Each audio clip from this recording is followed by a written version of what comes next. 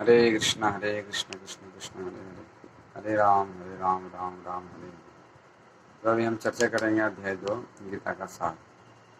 तो इसमें बताया गया कि हम राग और द्वेष और इंद्रियों को संयमित कैसे करेंगे। और ये तीन चीज़ कोई कार्य कर लेता है वो भगवान का पूर्ण कृपा प्राप्त हो जाता है। तीन चीज़ क्या क्या? राग, द्वेष और इंद्रियों के संयमित। ये तीन चीज़ कोई कार्य कर लेता है वो भगवान का कृपा प्राप्त कर सकता है।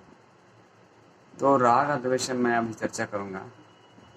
जैसे एक कार्य दिया, कोई व्यक्ति ने किसी भक्त को एक कार्य दिया, वो कार का यूज अपने लिए नहीं करेगा, कहीं घूमने के लिए, पिकनिक मनाने के लिए नहीं जाएगा, वो भगवान की सेवा में यूज करेगा। भगवान के भक्तों को लाना, ले जाना, मंदिर जाना और भगवान के लिए कुछ सामान लाना उसमें, तो इस प्रकार से वो यूज करेगा। तो उसको उसमें आसक्ति नहीं है, ये भगवान की संपत्ति भगवान के लिए करेगा, उसमें आसक्ति नहीं है। और फिर दूसरा, कोई किसी अभक्त को दे दिया जो भक्त भगवान का नहीं है, वो हो सकता है कहीं पिकनिक में घूमने जाए, वो एक्सीडेंट करके मर भी जा सकता है, पैर भी टूट सकता है, सिर भी फूट सकता है। और उसमें क्योंकि आसक्त है कि एक कार मेरी हो गई, कोई व्यक्ति दान में दिया और समझ गया मेरा है और उसको पूरा यूज किया जैसा चाहा वैसा, वो आसक्त हो गया उसमें, उस कार में। तो ये दो प्रकार से मुक्त होना पड़ेगा। हमको आसक्त नहीं होना है, ना विरक्त होना है। अगर कार कोई व्यक्ति दे रहा है तो हमको स्वीकार करना है, ये नहीं सोचना है कि मैं महाराज हूँ, मैं सन्यासी हूँ, मैं भक्त हूँ, मैं कार क्यों लूँगा। तो भगवान की सेवा में हम ले सकते हैं, हम इसको विरक्त नहीं, ये दो चीज़ों मुक्त होना पड़ेगा। और तीसरा क्या है कि इंद्रियों को संयमित करना।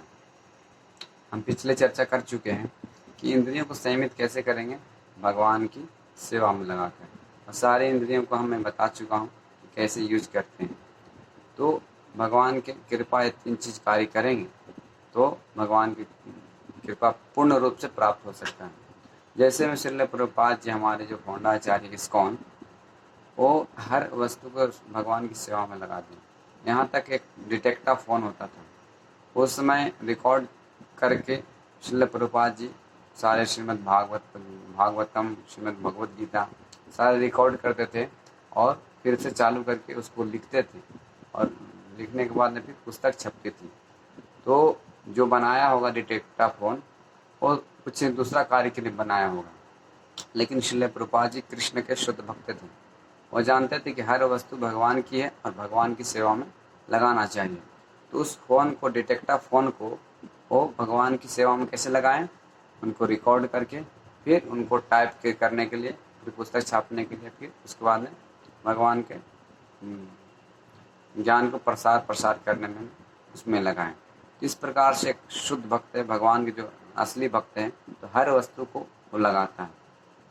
और ये हो सकता है उनके पास बहुत से दान, मतलब श्रील प्रभुपाद जी 40 रुपये में संस्था मतलब चालू की, अभी मतलब कितने पूरे करोड़ों रुपये में है, लेकिन हर पैसे भगवान की संपत्ति समझकर वो यूज की। ऐसा नहीं समझे कि मैं मेरे लिए है, और भगवान के लिए यूज किए, उसमें आसक्त नहीं हुए।